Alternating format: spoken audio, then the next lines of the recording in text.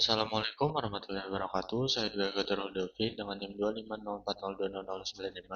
Di sini saya akan menjelaskan tugas proyek ke-1 tentang penarikan kesimpulan dan salah satu metode pembuktian yaitu pembuktian induksi matematik.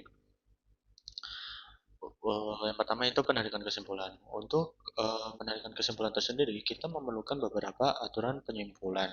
Di sini saya mengambil 9 aturan penyimpulan yaitu satu modus ponens, dua modus talens, tiga silogisme, empat destruktif silogisme, lima konstruktif dilema, enam destruktif dilema, tujuh simplifikasi, delapan adisis, dan sembilan konjungsi. Langsung saja ke contoh soalnya. Di sini dikatakan jika banyak mahasiswa yang memilih matematika, maka geometri diharuskan dan trigonometri diharuskan. Jika geometri diharuskan atau aljabar diharuskan, maka aritmatika diharuskan. Banyak mahasiswa yang memilih matematika. Oleh karena itu, aritmatika diharuskan atau aljabar diharuskan. Jika kita menemukan soal penarikan kesimpulan dalam bentuk cerita seperti ini, maka langkah pertama yang perlu kita lakukan adalah merubahnya dari bentuk cerita ke dalam persamaan matematika. Di sini kita diberi bantuan berupa beberapa huruf yang bisa kita jadikan sebagai simbol-simbol setiap premisnya nanti. M itu matematika, G itu geometri, T itu trigonometri, A itu aritmatika, J itu aljabar. Kita lihat di premis pertama, di sini dikatakan jika banyak mahasiswa yang memilih matematika, maka geometri diharuskan dan trigonometri diharuskan. Jika M, jika M, maka G dan trigonometri itu T. Maka premisnya berupa jika M, maka G dan T. Lalu premis yang kedua, jika geometri diharuskan atau aljabar diharuskan, maka aritmatika diharuskan. Maka premisnya berupa G atau J, maka A. Lalu premis yang ketiga, di sini banyak mahasiswa yang memilih matematika. Di sini hanya ada satu keterangan, yaitu matematika. Maka premis ketiga adalah M. Oleh karena itu, aritmatika diharuskan atau aljabar diharuskan. Yang terakhir ini adalah kesimpulan yang dimana ini yang akan kita buktikan kesahannya atau kebenarannya dari argumen tersebut. Oleh karena itu, aritmatika itu A atau aljabar itu J. Maka kesimpulannya adalah A atau J. Nah, dari ketiga premis ini yang merupakan modal kita, kita perlu membuktikan apakah bisa nanti didapat kesimpulan berupa A atau J. Jika bisa didapat kesimpulan berupa A atau J, maka argumen tersebut bernilai sah.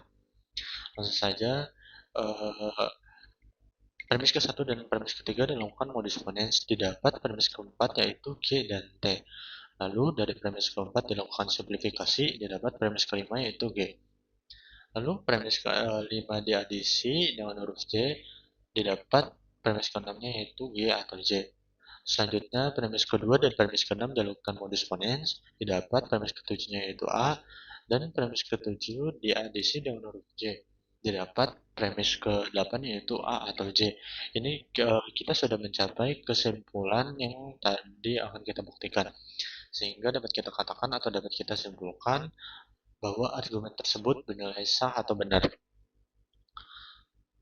Lanjut, yang kedua pembuktian induksi matematika. Untuk induksi matematika tersendiri biasanya digunakan untuk membuktikan suatu pernyataan dengan pola apakah pernyataan tersebut benar di pola ke-1, kedua, ketiga, dan seterusnya. Maka langkah awal yang perlu kita lakukan adalah memisalkan Pn adalah suatu proposisi yang akan dibuktikan benar untuk setiap bilangan asli n. Langkah-langkah pembuktian dengan induksi matematika sebagai berikut. Langkah 1 yaitu ditunjukkan bahwa P1 benar. Langkah 2 yaitu diasumsikan bahwa PK benar untuk suatu bilangan SDK dan ditunjukkan bahwa PK plus 1 benar.